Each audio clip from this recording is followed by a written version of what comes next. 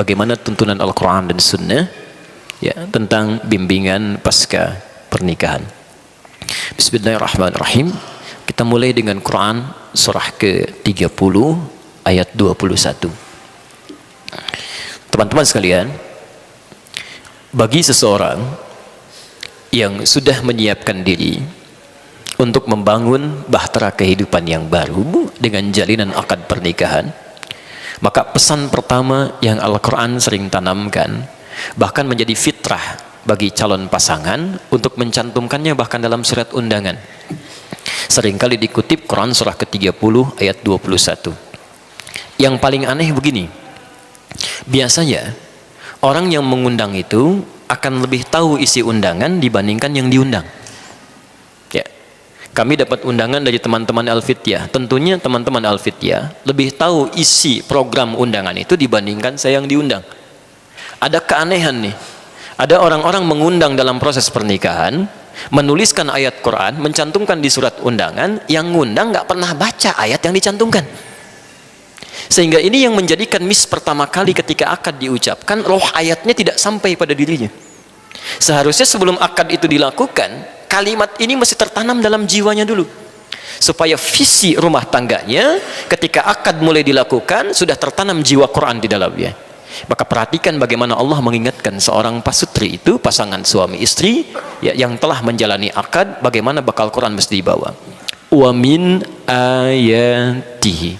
Satu, saya ulang. Wa min ayatihi. Bisa dibantu teman-teman? Ada yang bawa mushaf tidak? Ada yang bawa mushaf? Baik, izin coba dibaca terjemahannya. Ya? Ayat 21. Wa min ayatihi. Diterjemahkan apa di situ? Dan diantara tanda-tanda kebesarannya. Baik, fokus sekarang ya. Dalam bahasa Arab, tanda itu setidaknya memiliki dua istilah, paling minimal. Satu, namanya alam. Sering diberikan kata sifat dengan ta' marbutah, alamah. Diserap ke dalam bahasa Indonesia menjadi alamat.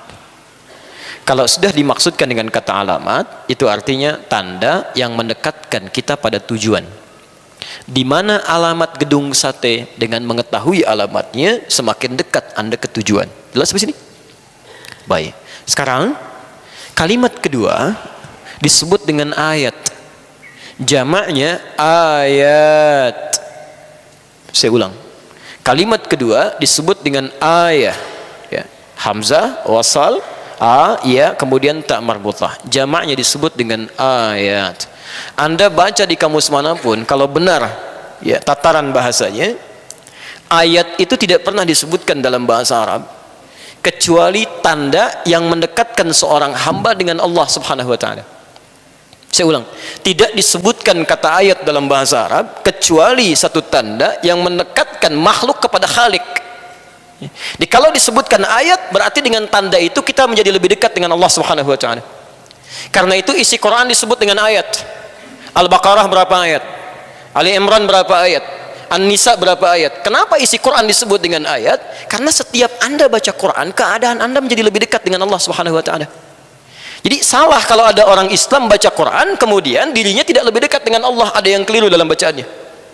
Ya karena Allah sendiri sudah mengatakan di Quran surah ke-8 itu kan, dimulai dari ayat yang keduanya sampai ketiganya, innamal mu'minuna alladzina idza dzukirallahu wajilat qulubuhum wa idza tuliyat alaihim ayati zadatuhum imana. Ya. Ya, orang beriman itu kalau disebutkan nama Allah saja ada getaran di jiwanya, apalagi kalau dibacakan ayat-ayatnya bertambah keimanannya. Jadi kalau ada di antara kita baca Quran kemudian tidak menjadikan hubungan dirinya dengan Allah menjadi lebih dekat, ada yang keliru dengan cara bacanya. Nah, sekarang ayat rumah tangga ketika telah terjalin ikatan akad itu oleh Quran dibuka dengan kalimat ayat dan bentuknya dijamakkan. Wa min ayati. Seakan-akan melukiskan pesan bahwa maaf, pernikahan itu tidak diperkenankan oleh Allah Subhanahu wa taala kecuali salah satunya menjadi wasilah untuk dua insan ini untuk menjadi semakin lebih dekat dengan Allah Subhanahu wa taala. Jadi kalau saat ini ada orang sudah berumah tangga, maaf, belasan tahun, puluhan tahun, tidak menjadi lebih dekat dengan Allah Subhanahu wa taala, ada yang salah dalam rumah tangganya. Ada yang keliru. Kalau sebelum menikah rajin ke masjid, setelah menikah jadi putus ke masjid, ada yang keliru dalam rumah tangganya. Sebelum menikah berhijab, setelah menikah tiba-tiba lepas hijabnya, ada yang salah dalam rumah tangganya. Karena mustahil disatukan dua orang ini oleh Allah kecuali hanya untuk membangun kedekatan dirinya dengan Allah Subhanahu wa taala. Kalau sudah dekat dengan Allah, yang lain-lainnya mengikuti. Ya, hati-hati, nanti kita turunkan tuh ya. Nanti kita turunkan setelah sampai bahasan pembagian tugas suami istri. Jadi prinsip pertamanya, ketika Anda sudah mengucapkan saya terima nikahnya, ketika perempuan sudah menerima pinangannya, itu keduanya mesti menyusun rencana bagaimana kegiatan masa depan rumah tangganya menjadikan semua aktivitas yang lebih dekat dengan Allah Subhanahu wa taala. Ya. Saya beri contoh ayat turunannya, Quran surah keempat ayat 34, posisi paling kiri sebelah atas di mushaf. Agak pelan-pelan. Sudah? Baik, sekarang perhatikan. Setelah keduanya mengikrarkan diri, mencoba membangun kegiatan supaya lebih mendekatkan diri dengan Allah Subhanahu wa taala, fungsi seorang pria sebelum menikah dengan setelah menikah diubah statusnya oleh Allah. Saya ulang, diubah statusnya oleh Allah Subhanahu wa taala. Ya. Pelan-pelan. Sebelum menikah disebut dengan syab oleh Nabi. Jamaknya syabab. Ya ma'syarasy syabab, gitu kan? Ya ma'syarasy syabab, man istata'a minkumul ba'ata falyatazawwaj. Ya. Hei para pemuda, kalimatnya syabab yang sudah kuat secara fisik, ya, yang nalurinya sudah tajam, punya bekal yang siap untuk pernikahannya. Tapi ketika setelah menikah, kalimatnya dirubah oleh Allah langsung, bukan menggunakan kalimat syab lagi, bukan syabab lagi, tapi menjadi rijal plus dengan fungsinya. Sekarang perhatikan, ar-rijalu qawwamuna 'alan nisa. Setiap lelaki yang telah menikah, statusnya langsung dirubah oleh Allah, kalimatnya menjadi rijal, jamak dari rajul, plus kalimat pertama yang dilekatkan pada orang ini fungsi ibadah. Qawwamuna 'alan nisa. Kalimatnya qawwam. Ya. Diartikan apa di situ? Pelindung, pemimpin. Masya Allah. Dalam bahasa Arab pelindung, pemimpin itu banyak, Pak, Bu. Ada sekitar 5 atau 4 sampai 5 kata itu. Misal, pemimpin pelindung dalam hukum tata negara itu disebut dengan rais. Ya, Rais Jumhuriyah Indonesia, Presiden Republik Indonesia, itu rais. Pemimpin pelindung dalam urusan spiritual khusus untuk ibadah salat saja, misal, ya, atau urusan ibadah spiritual disebut dengan imam. Karena itu kalau kita mau salat ada imam. Saya belum pernah dengar ada rais salat. Selalu imam, gitu kan? Misal, pemimpin pelindung yang dekat, kemudian mengayomi, kadang bisa menjadi teman dialog yang meliputi, itu disebut dengan wali. Jamaknya disebut dengan aulia. Lagi rame sekarang, gitu kan? Nah, itu aulia. Ketiga. Tapi kalau Anda ingin menghadirkan pemimpin, pelindung, pengayom dalam konteks yang lebih terbatas tapi mengandung nilai-nilai ibadah di dalamnya, maka kalimatnya dirubah menjadi qaim, jamaknya qawwam. Seakan-akan ingin mengatakan setiap pria yang sudah menikah itu, lihat kalimatnya, berubah menjadi qawwam, seakan-akan Allah ingin berkata, dia punya tugas melindungi, memimpin, menyayangi istrinya dalam saat yang bersamaan. Semua itu mesti menjadi ibadah di hadapan Allah Subhanahu wa taala. Qawwam. Jadi ketika Anda mengatakan siap menerima, ya, siap, ya Allah saya terima nikahnya, seketika fungsi kalimat ini berlaku bagi kita para pria. Ya. Ibu tenang Bu ya, kita bagi yang suami-suami dulu ya, para pria dulu. Langsung berlaku kalimat qawwam di sini, dan pemimpin pertama bukan pemimpin dalam urusan rumah tangganya, pemimpin dalam urusan ibadahnya. Status antum yang tadinya biasa jadi makmum, seketika berubah jadi imam. Silakan cek. Antum biasanya ke masjid jadi makmum misal. Sekarang saking inginnya Allah meningkatkan statusnya dari sholat biasa menjadi tingkat lebih tinggi, Masya Allah, tidak ada urusan lagi sekarang dan tidak ada alasan untuk meninggalkan sholat berjamaah. Anda tidak bisa bermakmum berjamaah ke masjid, pulang ke rumah biasa sendirian, sekarang dihadirkan makmum selama hidupnya. Banyak mana pahalanya sholat sendirian atau berjamaah? Bukankah dengan berumah tangga status pahalanya ditingkatkan menjadi lebih banyak di hadapan Allah Subhanahu wa taala? Status antum yang laki-laki jadi imam atau makmum? Keterlaluan kalau jadi makmum juga. Imamnya perempuan. Tidak, pasti imam. Pasti imam. Ya. Makanya lihat, orang-orang yang telah menikah, hubungan dengan Allahnya pasti menjadi lebih meningkat. Nggak akan turun. Ya.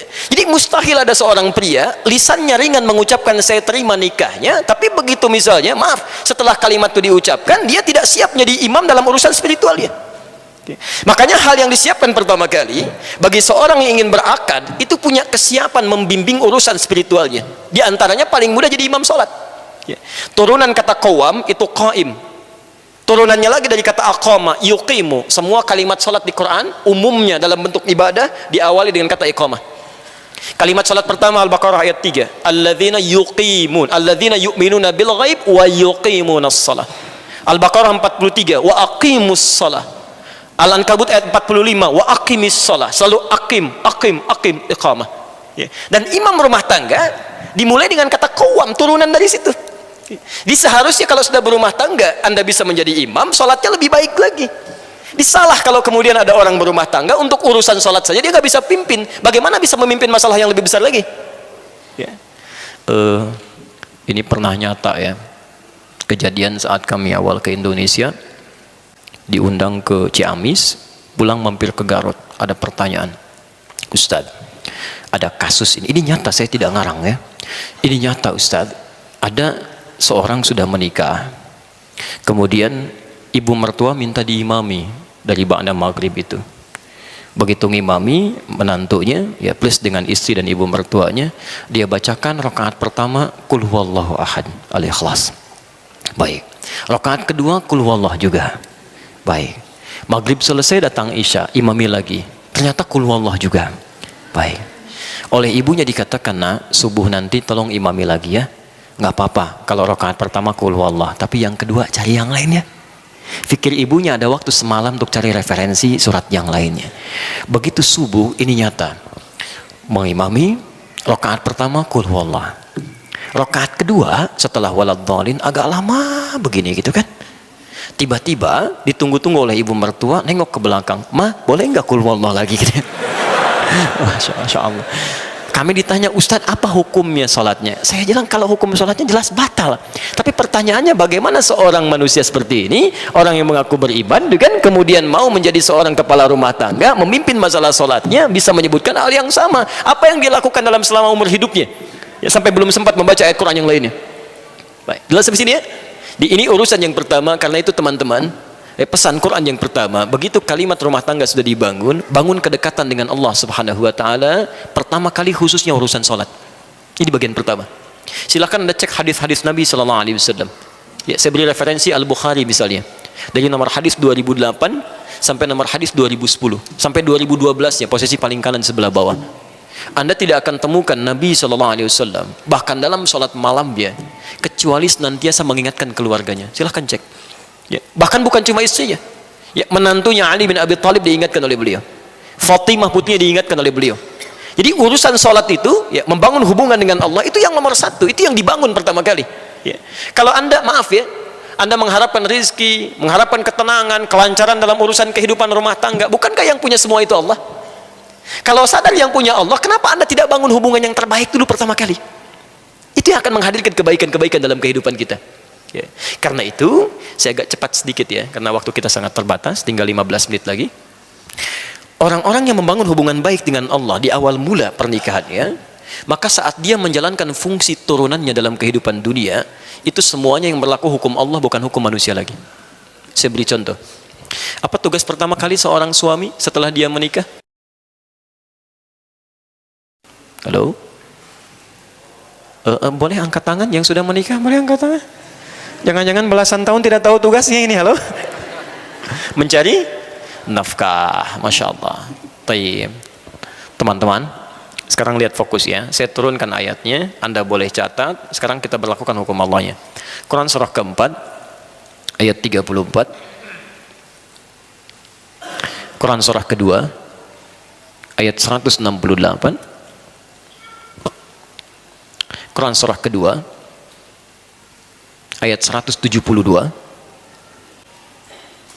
Quran surah ke-7 ayat 96. Quran surah ke-51 ayat 22. Ayat 22. Terakhir Quran surah kedua ayat 29.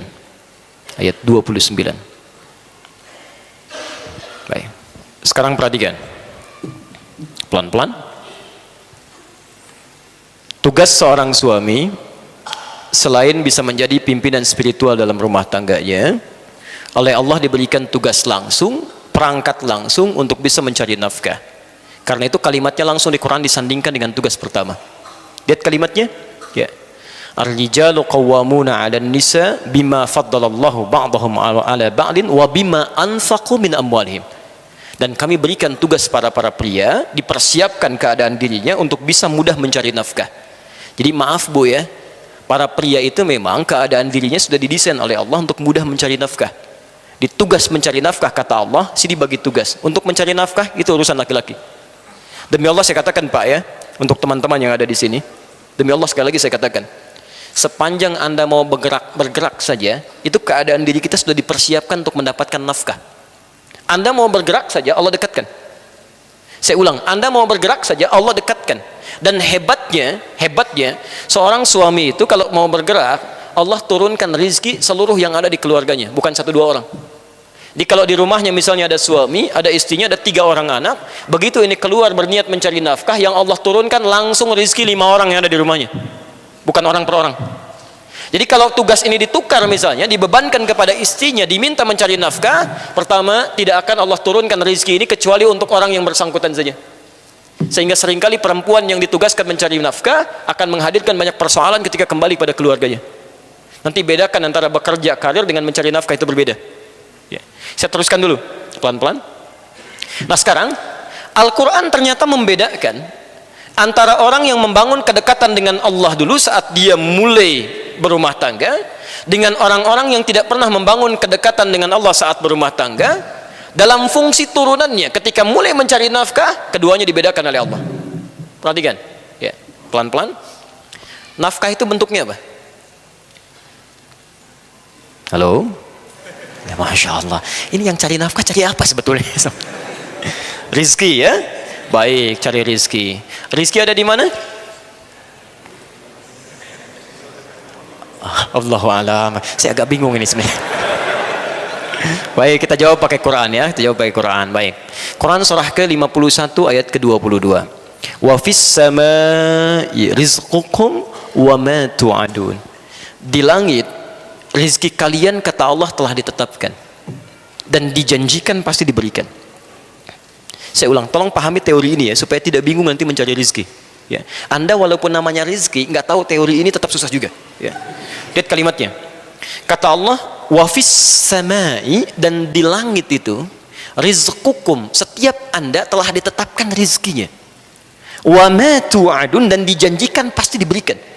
Ini demi Allah saya katakan, tidak ada manusia yang hidup tidak diberikan rizki oleh Allah. Pasti ada rizkinya.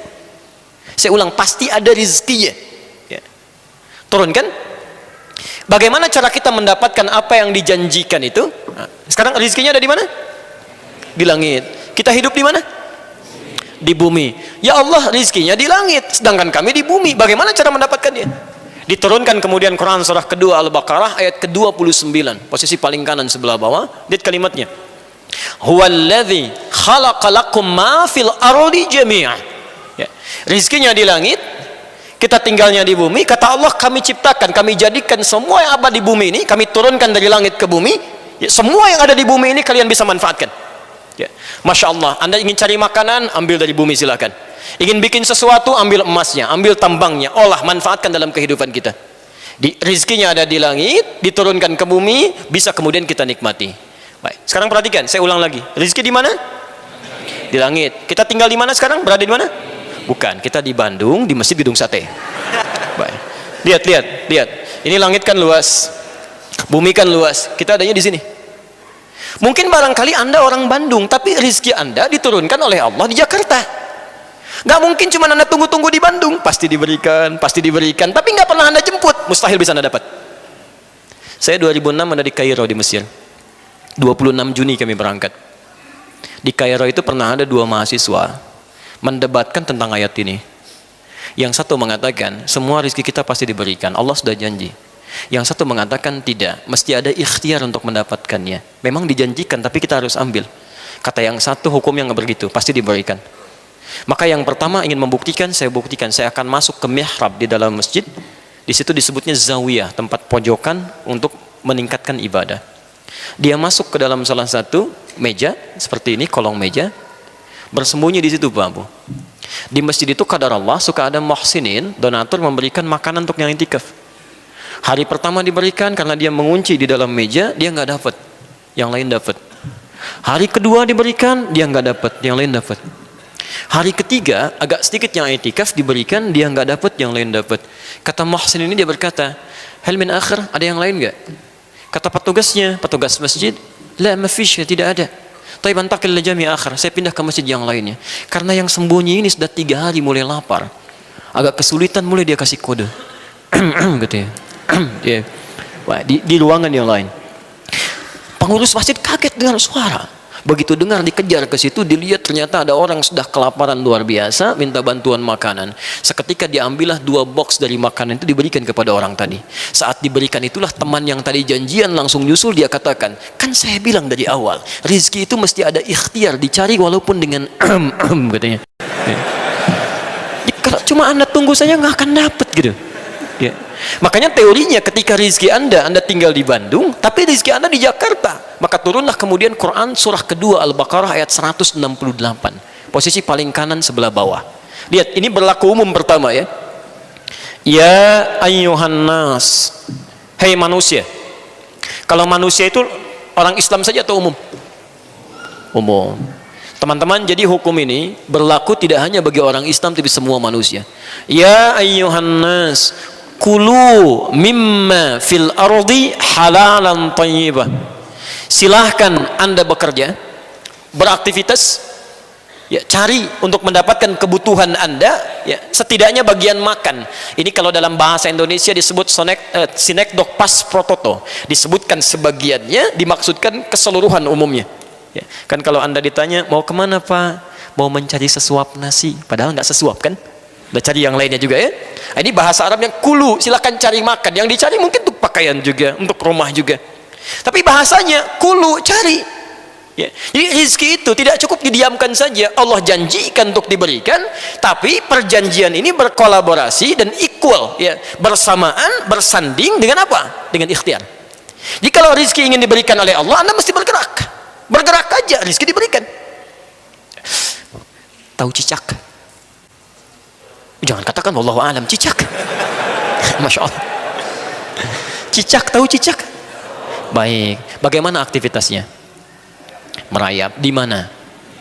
Dinding. Apa makanannya? Nyamuk bagaimana aktivitasnya? Masya Allah. Pertanyaan pertama, di mana sisi keadilan Allah? Memberikan makan bagi hewan yang tidak bisa terbang, makanannya bisa terbang. Kalau nyamuknya jenius jadi permainan bagi cicak, itu cicak. Coba silahkan cek itu. Tapi perhatikan bagaimana Allah mengatur sistem kehidupan di sini. Ya. Asal cicak mau bergerak saja, rezekinya didatangkan. Orang tua kita cuma membuat lirik yang sangat indah, memberikan pelajaran besar di sana. Lihat kalimatnya, cicak-cicak diam-diam. Masya Allah, yang Allah minta pada cicak cuma merayap, sekalipun diam-diam. Yang penting kamu merayap, mau cepat mau diam-diam, yang penting kamu merayap. Ketika hewan ini mau merayap sekalipun diam-diam, selanjutnya apa? Datang seekor nyamuk. Bukan cicak yang mendatangi nyamuk, nyamuknya yang mendatangi cicak. Siapa yang mendatangkan nyamuk pada cicak? Allah. Kalau cicaknya tidak merayap, mustahil nyamuknya datang. Cuman diam-diam. Selanjutnya apa? Silahkan tuh. Masya Allah. Ya. Jadi yang dituntut oleh Allah itu sederhana. Anda bergerak, Anda dapat. Cicak saja, hewan yang tidak dihisab, hanya sebatas hewan, tidak punya akal, tidak punya sifat takwa, rizkinya ada, apalagi Anda yang dihisab. Jadi kalau Anda bergerak itu pasti dapat. Coba lihat yang di jalan-jalan itu, prit, rizkinya datang sendiri 2000, kan? Masya Allah. Masa Anda di tempat yang enak, pekerjaan nyaman, masih mengeluh juga dengan rizki, Anda maunya apa? Nah, tapi teman-teman, perhatikan, ini hukum umum. Ya Allah, kami kan sholat. Nah, ini baru berlaku di sini. Kami sholat, kami puasa, kami berdoa. Apakah iman kami tidak bisa membedakan dengan yang belum beriman dari kadar rizki? Kata Allah, mesti ada bedanya. Orang-orang yang membangun rumah tangganya dengan keimanan kepada Allah Subhanahu wa taala, hukum turunannya, pencarian rizki oleh suaminya pun dipindahkan kaidahnya dari yang di bawah dinaikkan ke atas. Pindah ke Al-Baqarah ayat 172, posisi paling kiri sebelah atas. Lihat kalimatnya. Ya ayyuhalladzina amanu kulu min thayyibati ma razaqnakum. Masya Allah. Ada ayatnya? Ya ayyuhalladzina amanu, hei orang-orang yang telah menyatakan iman dalam dirinya. Kulu min thayyibati ma razaqnakum. Teman-teman sekarang perhatikan, bandingkan dengan ayat sebelumnya. Yang tadi kulu mimma fil ardi halalan thayyiban. Dia masih berusaha dulu mencari dengan halal, mendapatkan yang terbaik. Ya. Izin. Semua manusia punya ketentuan di sini, kata Allah, mesti mencari dengan cara yang legal, halal. Jadi masalah halal ini tidak ada hubungannya dengan iman juga. Tidak hanya iman maksudnya. Ya, semua yang tidak beriman pun mesti mendapatkan dengan cara yang legal. Halal di sini maksudnya legal, sesuai hukum yang berlaku dalam konteks yang umum. Jadi kalaupun ada orang mencuri misalnya, polisi nggak akan bertanya, kamu orang beriman atau tidak. Ditangkap juga, semua sama dia. Nah, tapi kalau Anda sudah mendapatkan bagiannya, dapatkan yang terbaik dari situ untuk dikonsumsi. Ya. Thayyib itu dalam bahasa Arab itu yang menyehatkan secara fisik. Ya, bukan yang semau Anda inginkan Anda makan, bukan. Jadi kalau Anda bertanya kaifa haluk pada orang Arab, dijawab alhamdulillah ana thayyib, maksudnya badannya sehat. Jadi kalau Anda ingin membeli makanan tertentu, berapapun nilainya, pastikan bukan cuma nafsu kata Quran, tapi membuat diri Anda sehat. Ya. Walaupun kesehatan fisik itu tidak harus selalu berkolaborasi dengan sehatnya pikiran dan sifat-sifat yang baik, karena itu dibedakan. Ya. Kan ada orang namanya thayyib, 2 kali puasa 2 kali lebaran nggak pulang-pulang, dia itu cuma orang Indonesia. Nah, ketika seseorang membangun hukumnya dengan Allah, yang berlaku bukan yang tadi. Lihat kalimatnya, kulu min thayyibati. Teman-teman, kalimat halalnya pertama dibuang di sini. Silakan Anda cek. Ketika Allah menyentuh orang beriman untuk mencari rezeki, kalimat halalnya dibuang. Kulu min thayyibati, halalnya dibuang. Kenapa kalimat halal di sini dibuang? Karena orang-orang, kata para ulama, orang-orang yang sudah tersambung imannya kepada Allah Subhanahu wa taala, iman itu akan selalu membimbing dia untuk mengarahkan pada yang halal. Jadi mustahil ada orang beriman dia bisa mencari sesuatu yang keluar dari aturan Allah, mencari yang haram. Itu aturan pertama. Ya. Jadi kalau ada di antara umat manusia mengaku beriman, kemudian menikah, berumah tangga, masih terfikir mencari yang haram, artinya ada yang salah dalam imannya. Hubungan dia nggak bagus dengan Allah. Kalau dia tidak pernah memikirkan yang haram, menyingkirkan yang dilarang oleh Allah Subhanahu wa taala, maka masya Allah, lihat kalimatnya. Kata Allah, ma razaqnakum, kami yang siapkan rezeki untuknya, bukan dia yang capek mencarinya. Di Anda kalau membangun hubungan rumah tangga dengan visi iman kepada Allah Subhanahu wa taala, kata Allah, Anda tidak perlu lelah mencarinya, gerakan sedikit rezeki datang pada Anda. Itu poinnya. Makanya Allah menjanjikan pada orang yang punya kecukupan yang sederhana saat menikah, kata Allah, kalau ingin kaya kami jadikan kaya dia. Bahasanya bukan cukup, kami jadikan kaya. Ya. Quran surah ke-24 ayat 32. Silahkan cek. Ya. In takunu fuqara yughnikumullah. Jika Anda memang fakir saat pernikahan itu, kalau pengen kaya kami buat kaya. Ya, jadi kalau Anda mencari dengan iman, masya Allah, kekayaan itu memang relatif. Ya, memang relatif, tapi poinnya Anda mendapatkan kenikmatan yang dijanjikan oleh Allah Subhanahu wa taala. Ya, jelas di sini? Ya. Dan yang paling menarik, lihat kalimatnya. Thayyib itu, ya, selain menunjuk kepada sehat, itu juga menunjuk kepada sesuatu yang banyak manfaatnya. Berkah. Ya, berkah. Ya, saya berikan sedikit sentuhan bahasa. Ketika seseorang mencari tanpa iman, hati-hati, ini penting sekali ya. Saking pentingnya mic bisa mati nih. Bismillah. Teman-teman, lihat kalimatnya. Kalau ada seseorang mencari tanpa iman, kemudian dia mendapatkan bagian dari hartanya, tetap yang dia dapatkan itu kalimatnya berbentuk tunggal, thayyib, halalan thayyibah. Ya. Thayyib itu tunggal atau jama'? Tunggal. Jama'nya thayyibat. Kalau tunggal itu satu atau banyak? Satu. Perhatikan, orang-orang yang selalu mencari rizki tanpa iman, sekalipun dia muslim tapi kurang membangun hubungan kedekatan dengan Allah, maka setiap yang dia dapatkan sekalipun banyak tetap akan selalu kelihatan sedikit. Nggak percaya silahkan. Anda kalau tidak pernah membangun hubungan dengan Allah, Anda kerja, berangkat gelap, pulang gelap lagi, harta dikumpulkan, demi Allah, kalimat Qur'annya, isyaratnya, kami akan jadikan yang kelihatan banyak oleh dia itu nampak selalu terasa sedikit. Dikerja kerja lagi, tapi tidak pernah merasakan dan menikmati apa yang didapatkan. Nggak ada kenikmatan. Ya. Jadi kayaknya berangkat lagi, tapi tidak ternikmati. Kelihatannya banyak, cuma sedikit. Ya, Masya Allah. Tapi ketika Anda membangun hubungan yang baik dengan Allah Subhanahu Wa Taala, kelihatan oleh manusia yang lain seperti sedikit, tapi Masya Allah, karena keberkahan dituangkan di situ. Kalimatnya jama, min thayyibat. Sedikit ini kami turunkan berkahnya, sehingga terasa nyaman, nikmat, tenang aja gitu. Kalimatnya jama.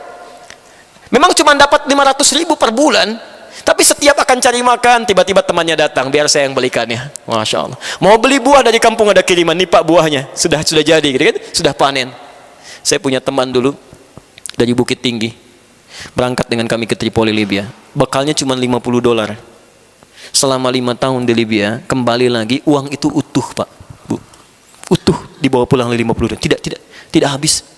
50 US. Dan niatnya luar biasa gitu. Ketika berangkat ingin memuliakan keluarganya, ingin membahagiakan ibunya. Orang lain bekerja musim panas, beliau kemudian bekerja juga, tapi uangnya dikirim untuk haji ibundanya. Allah balas itu. Begitu pulang, ibunya berhaji, dimuliakan oleh Allah, menikah dengan baik, dan uang 50 US itu utuh. $50. Jadi ada orang-orang yang mendapatkan seakan-akan banyak, tapi hidupnya nestapa, capek gitu. Tapi ada orang-orang yang kelihatan seperti sedikit, tapi cukup, enak. Kan yang paling enak itu hidup yang pas, kan? Pas butuh ada gitu ya, pas perlu datang gitu, itu kan yang nyaman gitu ya. Dan banyak itu kan bukan yang kelihatan. Kalau yang kelihatan itu belum banyak, masih kelihatan, masih kehitung. Banyak itu yang nggak kehitung. Jadi ada orang-orang yang hidupnya oleh Allah dibuat nggak mikir, saking banyaknya. Kamu nggak usah mikir deh, biar nggak capek ngitung. Yang seperti itu capek nanti tuh ya, disimpan, begitu mau tidur lihat berangkas lagi, berkurang sedikit balik lagi, hitung lagi gitu kan. Ini enggak, yang megang Allah. Jadi begitu dia butuh, kirimkan. Hidupnya enak, gak banyak pikiran. Coba pilih mana? 5 miliar dalam sebulan tidak berkah, atau 500.000 berkah dan tidak ada pilihan ketiga, dan tidak boleh maksa.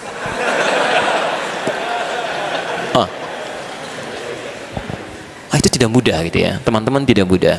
Karena itu coba cek, kalau selama ini Anda berumah tangga, maaf ya, ada rezeki yang selalu ingin dicari, tapi tidak pernah ada manfaat dari apa yang Anda peroleh itu, berarti ada ketidakberkahan di situ.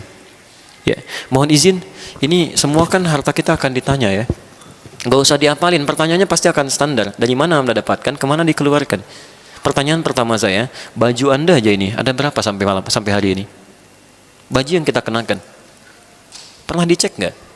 Berapa banyak yang pernah baju Anda kenakan yang Allah titipkan kepada Anda? Berapa yang digunakan dalam hal manfaat untuk Allah Subhanahu Wa Taala? Berapa yang pernah digunakan untuk ibadah? Semua akan ditanya gitu kan? Kita mengatakan kurang, padahal yang di lemari cukup banyak. Dan semua akan ditanya. Kami sering katakan pada teman-teman, kalau ingin mudah hisabnya, pertama kali mengenakan sesuatu yang baru, gunakan untuk kepentingan Allah dulu. Pakai sholat, di jawaban hisabnya enak. Dari mana fulan kamu dapatkan pakaian itu? Allah Maha Tahu, Engkau yang Maha Tahu. Sebelum hamba gunakan, sebelum hamba jawab, Engkau Maha Tahu dari mana hamba dapatkan. Dari harta yang paling halal ya Allah. Kemana Engkau gunakan pertama kali? Untuk sholat menyembahmu ya Rabbal Alamin. Dan Engkau tahu, Maha Tahu tentang waktu dan tempatnya. Anda kalau punya baju pertama kali digunakan apa? Baju baru pertama kali digunakan untuk apa? Masya Allah, Alhamdulillah. Dari mana kamu dapatkan semua ini fulan? Dari harta yang paling halal ya Allah. Engkau Maha Tahu. Kemana Engkau pertama kali gunakan? Kondangan ya Allah. Cobalah gitu kan, mulai dengan baik pelan-pelan. Nah, kalau keberkahan itu belum didapatkan, berarti hubungan kita belum ditata dengan baik dengan Allah Subhanahu Wa Taala. Jadi visi yang pertama, ya coba cek dulu setelah berumah tangga, coba lihat bagaimana kita membangun kedekatan dengan Allah Subhanahu Wa Taala. Yang terakhir bagian nomor 1 mas, ya karena baru 1 ini yang kita bahas. Ada orang yang hebat ini belum nyari, kebutuhannya sudah Allah hadirkan. Yang pertama nyari dulu baru dapat, yang kedua bergerak sedikit baru dihadirkan, yang ketiga belum bergerak baru punya keinginan langsung Allah hadirkan ya. Yang pertama disebut nas, yang kedua disebut amanu, yang ketiga langsung di Quran surah ke-7 ayat 96. Tadi rizki ada di mana? Langit. Kita tinggal di mana? Di bumi. Sekarang perhatikan, ada orang yang oleh Allah langsung dibuka pintu rizkinya di langit dan di bumi. Kalau pintu langit dan bumi dibuka semuanya, ini dibuka langitnya, buminya dibuka, dia tanpa bergerak pun, kalau cuma ingin dia dapatkan itu. Ya, siapa orang ini? Walau anna ahlal qura amanu ittaqau lafatahna 'alaihim barakatim minas sama'i wal ardh. Kalaulah satu penduduk negeri, Anda sebandung semuanya dengan izin Allah, beriman kepada Allah, please tingkatkan takwa. Takwa disebutkan 115 kali dalam Al-Quran. Turunannya salah satunya bentuknya ibadah. Puasa disebut dengan takwa, la'allakum tattaqun, Al-Baqarah 183. Haji bekalnya takwa, Al-Baqarah 197. Wa tazawwadu fa inna khairaz zadit taqwa. Salat bagian dari takwa, baca Quran bagian dari takwa, tahajud bagian dari takwa, infak bagian dari takwa. Kalau Anda bangun rumah tangga dengan peningkatan takwa kepada Allah, demi Allah saya katakan, kata Allah, la fatahna 'alaihim barakatim minas sama'i wal ardh. Kami akan buka semua pintu-pintu keberkahan di langit dan di bumi, dan tidak ada perjalanan kehidupan rumah tangga itu kecuali nikmat aja. Di mana ada kegelisahan juga enak, Pak. Ya, nanti saat masuk ke fase-fase persoalan rumah tangga, itu keindahannya yang besar jadi kecil, yang kecil tidak akan membesar. Ya, saya tutup dulu sebentar, mohon izin lewat sedikit ya. Bapak Ibu sekalian, siapa perempuan pertama yang dinikahi oleh Rasulullah SAW? Sayyidah Khadijah. Ya. Perhatikan bagaimana Rasulullah membangun hubungan keakraban dengan Sayyidah Khadijah saat menikah. Yang dibangun konsep tadi, kedekatan dengan Allah Subhanahu Wa Taala. Ya. Saya tidak ingin bicara masalah materi karena memang Sayyidah Khadijah itu paling kaya di zamannya, perempuan terkaya pada saat itu. Ya. Tapi yang paling penting, perhatikan, ketika masuk kepada aspek ujian masalah rumah tangga, ini semua orang bisa mengalami peristiwa serupa. Lihat kalimatnya. Al-Bukhari, nomor hadis yang keempat. Bukan Bukhari ya, harus pakai al. Ya, jadi bukan Bukhari, karena nama aslinya bukan Bukhari, bukan Al-Bukhari. Nama aslinya Muhammad, punya bapak namanya Ismail, punya kakek namanya Ibrahim, punya kakek buyut namanya Al-Mughirah, yang buyutnya Al-Bardizbah. Tinggal di Kecamatan Ju'fah, Kabupaten Bukhara, Provinsi Khorasan, negara Uzbekistan sekarang. Kalau ada non-Arab datang ke Arab untuk belajar, umumnya memperkenalkan dengan nama daerah. Untuk menerangkan bahwa Islam sudah sampai ke tempat saya, ini buktinya saya masuk Islam. Rumusnya tambah al di depan daerahnya, ujungnya diganti dengan i. Saya dari Bukhara, tambah al-Bukha, ujungnya i, Al-Bukhari. Saya dari Bukhara. Baik. Bisa ada namanya Cecep gitu kan, bisa dari gedung sate, itu boleh. Begitu umrah ana Cecep al gedung sate i, nah, itu sah ya, al depannya kemudian ujungnya i. Di Al-Bukhari dari 97 bab yang pernah dicantumkan di situ, ditulis 16 tahun di Masjidil Haram dan Masjid An-Nabawi. Anda buka jilid yang pertama, di bab yang pertama, hadis yang keempat, posisi paling kanan sebelah bawah, halaman ke-12. Kalau punya cetakan yang Darul Hadis terbitan tahun 2002, warnanya merah, harganya 209.000 sekarang ya. Teman-teman, dikisahkan oleh Jabir bin Abdullah radhiyallahu taala anhuma, saat wahyu turun ya, wahyu turun pertama kali Iqra itu, setelah itu Nabi semakin senang ke Gua Hira. Awas ya, saya ingatkan pesan. Gua Hira itu jangan ringan diucapkan. Kalau Anda main ke sana, itu jaraknya kurang lebih sampai 6 kilo dari rumah Nabi ke Gua Hira. Saya pernah naik sampai ke atas 700 meter, turun lagi sedikit ke guanya. Itu melihat dari situ ke langsung ke arah rumah Nabi tinggal di sekitaran Ka'bah, itu harus melewati 5 bukit dulu. Kalau Nabi bukan orang kuat fisiknya, ya, pemuda yang kuat disebut dengan fata, jamaknya fityah. Di al-fityah itu bukan cuma pemuda, tapi yang kuat, ya, kuat akalnya, kuat fisiknya, kuat kebaikannya. Itu kalau tidak kuat fisiknya tidak mungkin ada berada di atas sana itu. Ya. Jadi satu kali setelah itu wahyu belum turun, beliau turun dari Gua Hira, turun. Qadarullah ternyata di pertengahan jalan mendengarlah suara siang-siang, Muhammad, ya Muhammad. Tengok kanan gak ada orang, kiri nggak ada orang, depan belakang kosong. Begitu melihat ke atas, ini pertama kali beliau melihat malaikat Jibril dalam rupa yang sesungguhnya.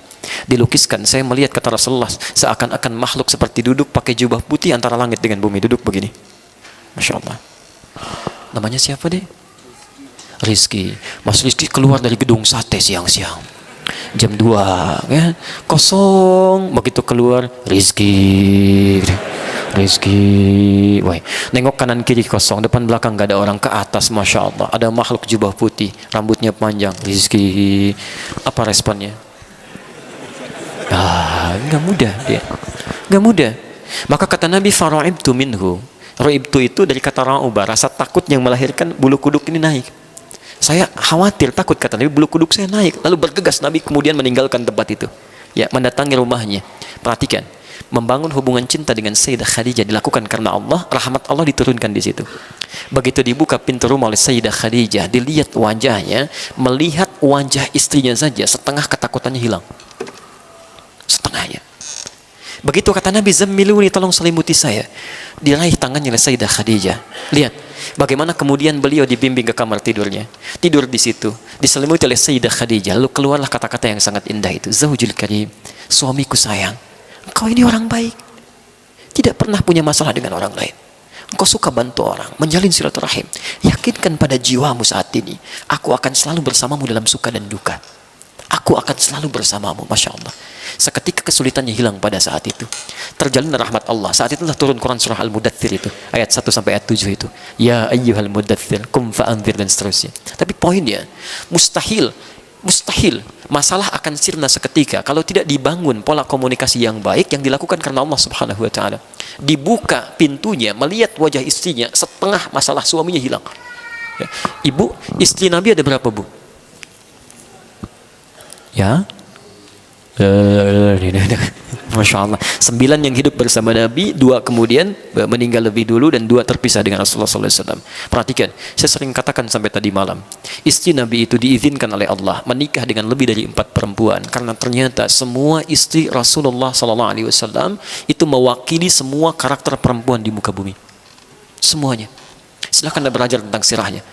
Jadi kalau ibu pelajari, Bu, ya, ibu akan lihat di antara karakter ibu itu pasti akan ada yang mirip dengan salah satu istri Nabi SAW. Sebelum menikah dengan Nabi, dari yang paling perhitungan sampai yang paling cemburuan ada, Pak.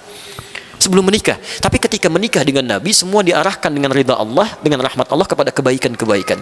Yang cemburuannya pada dunia sekarang bagaimana caranya kalau dia tahajud, saya bisa juga. Yang urusan perhitungannya uang belanja sekarang setelah menikah dengan Nabi, bagaimana caranya satu kurma jadi ibadah. Jadi demi Allah saya katakan, ibu nanti pulang dari sini coba cek. Lihat, dari mulai Sayyidah Khadijah, Saudah binti Zam'ah, kemudian Sayyidah Aisyah, ada Maimunah, ada Ummu Habibah, ada Zainab. Ibu cek kira-kira ibu mirip siapa. Coba ibu pulang cek. Ya. Kalau ibu ingin cek apakah ibu mirip Khadijah atau tidak, itu tidak mudah. Cek aja kalau suami pulang dari kantor, ibu bukakan pintunya, setengah masalah suami jadi hilang, ibu Khadijah. Ya. Tapi kalau lihat ibu, suaminya langsung hilang, kopernya hilang, ibu yang punya masalah itu.